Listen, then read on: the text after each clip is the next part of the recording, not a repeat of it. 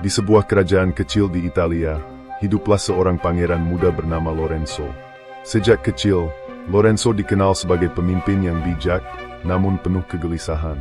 Ia selalu khawatir akan kekacauan yang dapat mengancam kerajaannya, pengkhianatan dari bangsawan, pemberontakan rakyat, hingga ancaman invasi dari luar.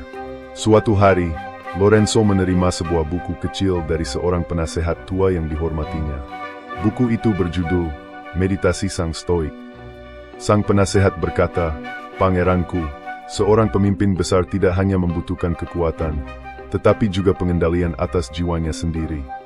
Lorenzo mulai membaca buku itu. Di dalamnya, ia menemukan ajaran untuk menerima hal-hal yang berada di luar kendalinya dan memusatkan kekuatannya pada hal-hal yang bisa ia ubah. Namun, ajaran itu membuat Lorenzo bingung.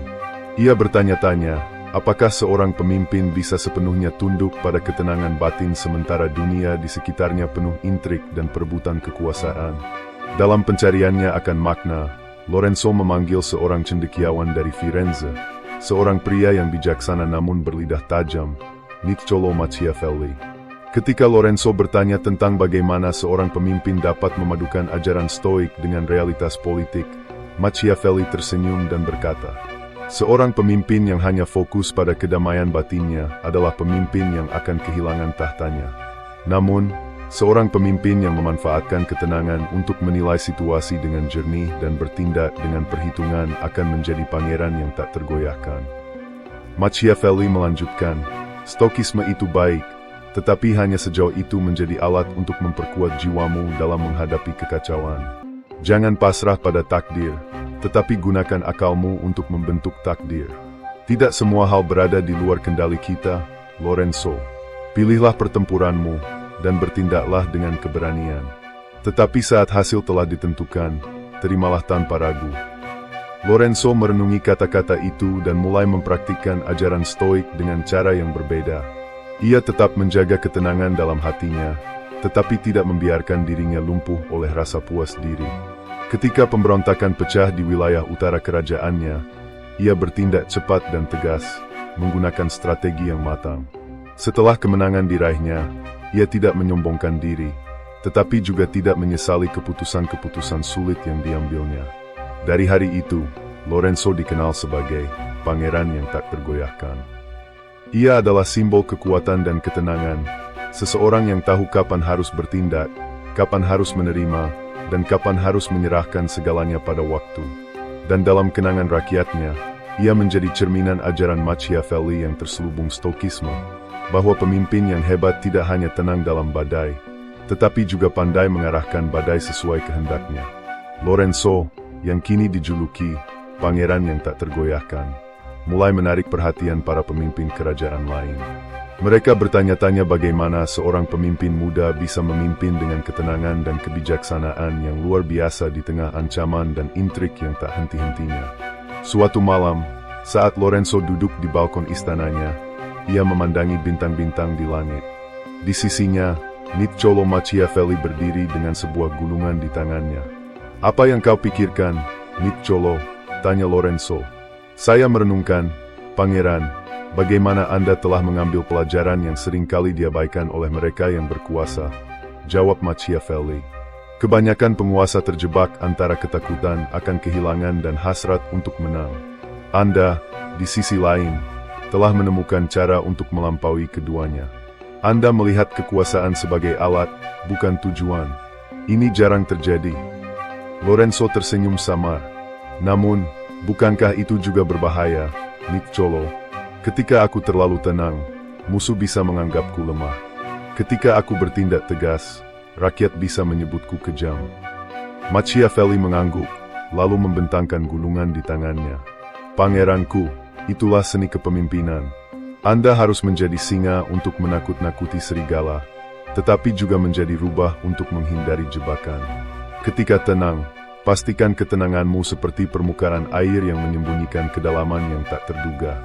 Ketika bertindak, bertindaklah dengan cara yang membuat semua orang menghormati, bahkan musuhmu." Lorenzo merenungkan kata-kata itu dan merasa bahwa ia masih memiliki banyak pelajaran untuk dipelajari. Tapi ia juga tahu bahwa ajaran Machiavelli dan Stokisme yang ia anut tidaklah bertentangan. Mereka saling melengkapi. Stokisme memberinya kekuatan untuk menerima apa yang tidak bisa ia kendalikan. Sementara ajaran Machiavelli mengajarkannya bagaimana memanfaatkan apa yang bisa ia kendalikan dengan sebaik-baiknya. Di tahun-tahun berikutnya, Lorenzo terus membuktikan bahwa ia adalah pemimpin yang luar biasa. Ketika wabah melanda kerajaan, ia mengatur strategi untuk melindungi rakyatnya, menenangkan mereka dengan pidato yang penuh empati namun tegas. Ketika tetangga yang iri menyerang perbatasan, ia memimpin pasukannya dengan taktik cerdas, menang tanpa harus menumpahkan terlalu banyak darah. Setiap kali ia menghadapi ujian baru, ia mengingat pelajaran yang ia pelajari. Ketenangan bukanlah kelemahan, tetapi dasar dari kekuatan sejati. Di akhir hayatnya, Lorenzo memanggil penasehat dan keluarganya untuk berkumpul. "Jika ada satu pelajaran yang harus kalian warisi dariku," katanya dengan suara lembut namun penuh wibawa, "ketahuilah ini, hidup akan selalu penuh ketidakpastian, tetapi kebijaksanaan ada pada bagaimana kita meresponsnya. Jangan takut pada apa yang tak bisa kau ubah, dan jangan ragu untuk mengubah apa yang kau bisa. Jadilah singa dan rubah, tetapi tetaplah manusia yang setia pada jiwanya." Setelah Lorenzo wafat, namanya dikenang dalam sejarah sebagai pemimpin yang tidak hanya menguasai seni politik, tetapi juga seni menguasai dirinya sendiri. Para sejarawan dan filsuf menyebutnya sebagai simbol sempurna dari harmoni antara Machiavellianisme dan Stokisme, dua aliran pemikiran yang, dalam diri Lorenzo, bersatu untuk menciptakan seorang pemimpin yang abadi. Setelah wafatnya Lorenzo, kerajaannya mengalami masa transisi yang penuh tantangan. Para bangsawan mulai mempertanyakan apakah penerus Lorenzo, putranya yang bernama Giuliano, mampu melanjutkan warisan ayahnya. Giuliano, meski cerdas, sering ragu akan kemampuannya sendiri. Dalam upaya untuk menemukan arah, Giuliano membuka perpustakaan istana dan menemukan buku harian ayahnya. Di antara catatan-catatan itu, ia menemukan sebuah tulisan yang tampaknya ditujukan kepadanya. "Giuliano, anakku, jika kau membaca ini, maka aku telah tiada. Ketahuilah, aku tidak mewariskan kekuatan atau kekuasaan semata, tetapi pelajaran tentang bagaimana bertahan dalam dunia yang penuh ketidakpastian. Jangan takut pada kekacauan, karena di sanalah peluang muncul. Jadilah tenang dalam badai, tetapi jangan pasif. Jadilah pemimpin yang tak hanya dihormati, tetapi juga dipahami." Giuliano menangis saat membaca kata-kata itu. Ia merasa seolah mendengar suara ayahnya yang selalu penuh kebijaksanaan.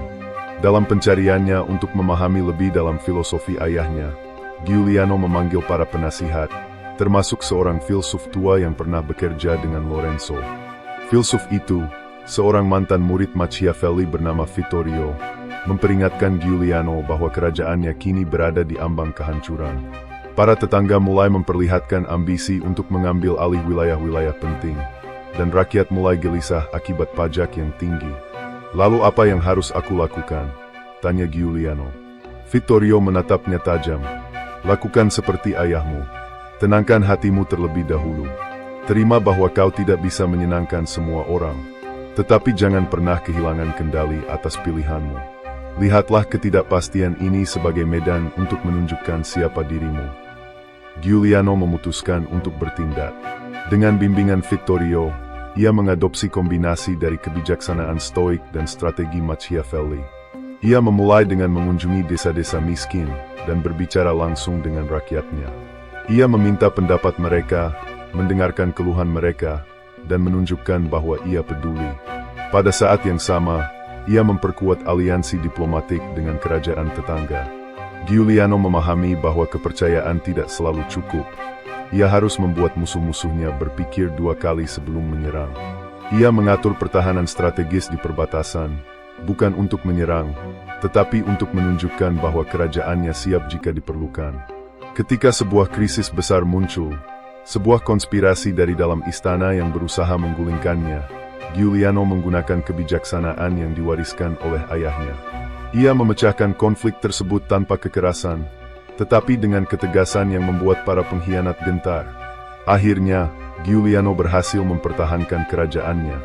Namun yang lebih penting, Ia menemukan dirinya sebagai pemimpin yang berbeda dari ayahnya, tetapi tetap setia pada prinsip-prinsip yang sama. Dalam pidato terakhirnya kepada rakyatnya sebelum ia turun tahta untuk menyerahkan kekuasaan kepada anaknya, ia berkata, "Pemimpin yang baik bukanlah yang sempurna, tetapi yang memahami bahwa kekuasaan adalah amanah, bukan harta.